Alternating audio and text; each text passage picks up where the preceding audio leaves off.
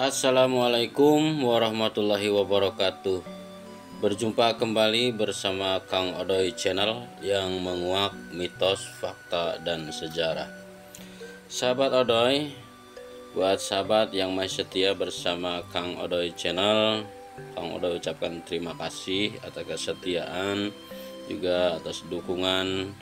Dan silakan buat sahabat, untuk saat ini di perjumpaan sekarang kita akan menguak tentang sejarah Desa Sumber, Kecamatan Babakan, Kabupaten Cirebon. Desa Sumber yang berada di wilayah Cirebon Timur. Desa Sumber ini, kisah sejarah asal usul nama Desa Sumber sendiri berawal dari sebuah perjalanan Pangeran Sutajaya Upas, putra Ki Gedeng Pekandangan. Nah, ini bercerita tentang Pangeran Sutajaya Upas, sahabat.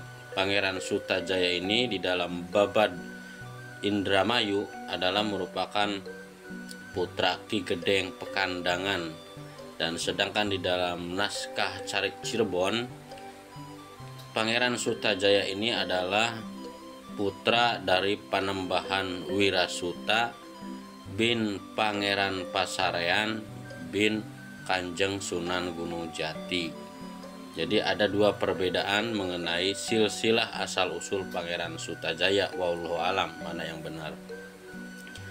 Nah, Pangeran Sutajaya Upas yang merupakan penguasa di tanah Gebang pada waktu itu memiliki sebuah perguruan, dan di antara beberapa murid beliau ada yang bernama Ki Magenggong yang berasal dari Pemabukan.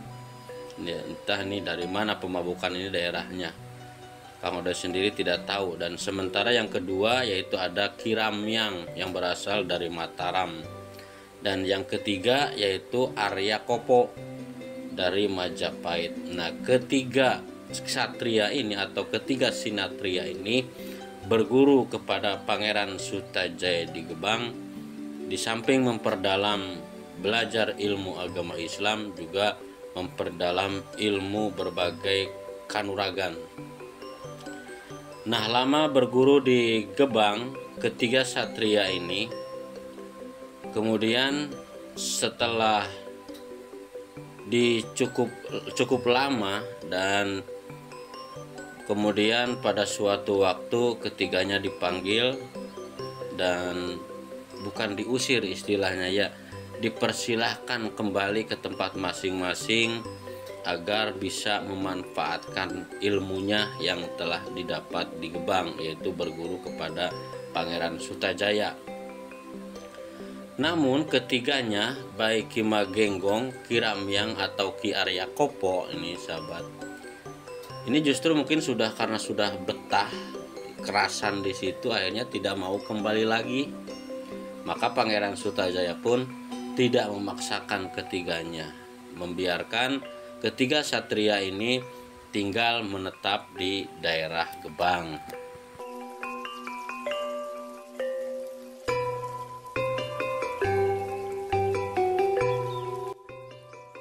Oke, nyantai saja sahabat, kita menyimaknya, jangan di skip biar kita tidak gagal paham, dan sedikit kita sama-sama belajar mengerti tentang asal usul nama sebuah desa. Ya, kita lanjut kembali, silakan sahabat. Untuk berikutnya, Pangeran Sutajaya memerintahkan ketiga sinatria ini, Ki Magenggong, Ki Ramyang, dan Ki Arya Kopo, untuk membabat sebuah hutan yang berada di wilayah selatan Gebang, dan tepatnya hutan itu adalah merupakan hutan belantara, yaitu yang dinamakan dengan hutan Worawari.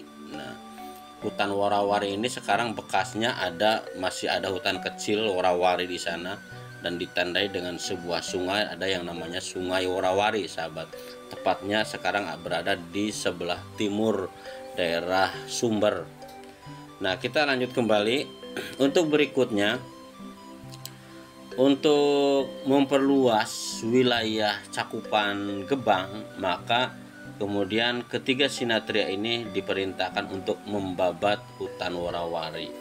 Nah, diceritakan hutan Worawari ini konon katanya di sana terdapat sejenis makhluk halus yang menjaga bernama Banaspati dan Kemangmang. Nah, ini kisah tentang Banaspati dan Kemangmang ini konon katanya ini adalah merupakan siluman atau makhluk halus sebangsa jin yang konon katanya biasa menampakkan sejenis seperti bola api. Konon katanya ini adalah Banaspati itu, sahabat. Dan ini adalah merupakan kepercayaan masyarakat dahulu yang menamakan Banaspati atau Kemangmang. Nah, kemudian ketiga satria ini memulai membabat hutan Worawari.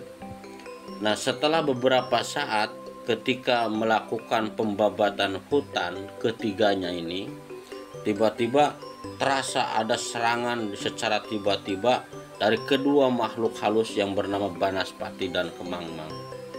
Setelah menyadari ketiganya ini diserang oleh makhluk halus ini, maka kemudian Ki Magenggong yang ilmunya sudah cukup mumpuni dan Ki Ramyang dan Ki Arya Kopo melakukan perlawanan dan terjadilah peperangan antara kedua makhluk halus ini dengan ketiga sinatria ini, dan akhirnya ketiga sinatria ini bisa menaklukkan Banaspati dan Kemangmang pun akhirnya takluk oleh ketiga sinatria ini.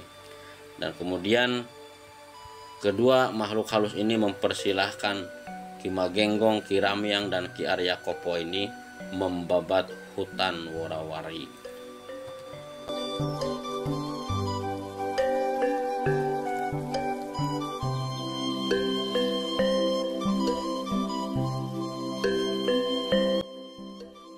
Nah, setelah ketiga satria ini selesai melakukan pembabatan hutan Worawari, untuk kemudian Pangeran Sutajaya Upas memerintahkan kepada ketiganya untuk membuat tempat tinggal di hutan bekas hutan Worawari ini. Nah, di hutan Worawari ini kemudian ketiga sinatria ini membuat sebuah tempat tinggal, dan disitulah mereka ketiganya kemudian mengolah lahan yang bekas babatan hutan Worawari ini. Karena hutan Worawari ini setelah dibabat dan dijadikan lahan pertanian, ternyata ini adalah merupakan tanah yang subur, yang tidak pernah kekurangan air walaupun musim kemarau. Berbagai macam hasil tani di sana melimpah hasilnya dan bisa menghidupi ketiganya. Semakin lama ketiganya diam di tempat itu, maka kemudian beberapa penduduk yang lain dari luar sana ada yang datang singgah di situ, membuat tempat tinggal dan melakukan aktivitas seperti menggarap lahan. Semakin lama di sana semakin banyak penduduk yang mendiami bekas hutan Worawari yang dibabat ketiganya. Untuk kemudian Pangeran Sutajaya menamakan tempat itu dengan nama Sumber. Nah, itulah sahabat. Jadi nama Sumber itu dinamakan oleh Pangeran Sutajaya karena di Sumber ini memang adalah merupakan sebuah sumber pangan yang sangat melimpah, dan sampai sekarang pun daerah Sumber ini adalah merupakan sentra pertanian, terutama penghasil padi yang cukup melimpah di wilayah Cirebon Timur. Nah, setelah ketiganya mendiami sebuah tempat yang kemudian dinamakan dengan desa atau Dukuh Sumber, kemudian semakin lama semakin ramai, dan kemudian Ki Magenggong pun kemudian menikah dengan seorang perempuan bernama Nyai Salasari.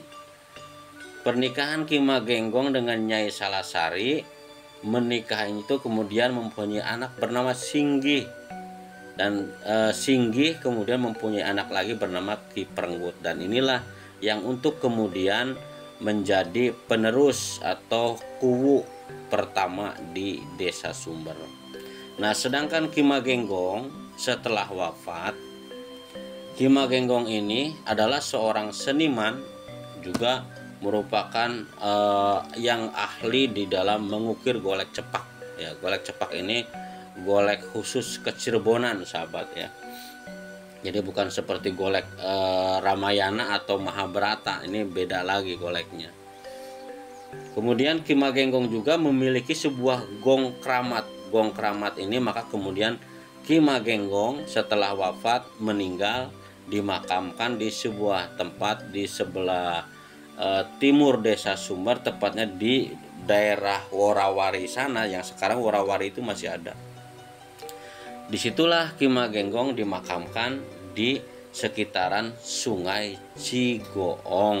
Nah, kenapa sungai ini dinamakan Sungai Cigoong? Karena Ki Magenggong ini memiliki gong keramat, maka sungai itu kemudian dinamakan Sungai Cigoong. Disitulah ya sahabat, Sungai Cigoong berdampingan dengan makamnya Ki Magenggong.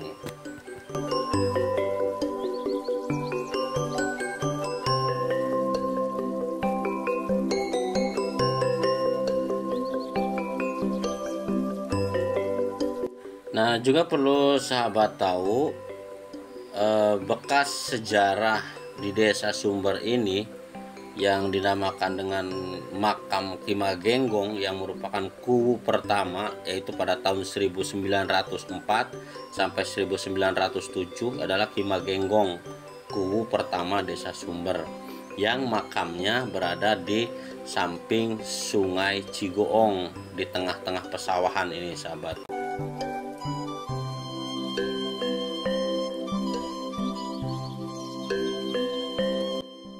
Nah, sedangkan makam Ki Ramyang ini sudah tidak terlihat lagi sahabat. Cuman di situ ada sebuah blok yang namanya Blok Ki Ramyang di Sumber ini, berada di sebelah wilayah Sumber Lor, berada adanya di sebelah Sumber Lor ada Blok Ki Ramyang namanya. Ini makamnya sudah tidak terlihat. Sementara makam Ki Arya Kopo ini ada di tengah-tengah perumahan masyarakat, bahkan menempel dengan rumah masyarakat, istilahnya ada di samping rumah masyarakat. Ini makamnya masih ada, makam Ki Arya Kopo. Itulah sahabat napaktilas sejarah asal usul Desa Sumber, Kecamatan Babakan, Kabupaten Cirebon. Ya, mudah-mudahan bermanfaat sahabat apa yang sudah Kang Oday paparkan. Mohon maaf apabila terdapat banyak kesalahan, dan silakan untuk saran dan kritiknya cantumkan saja di kolom komentar.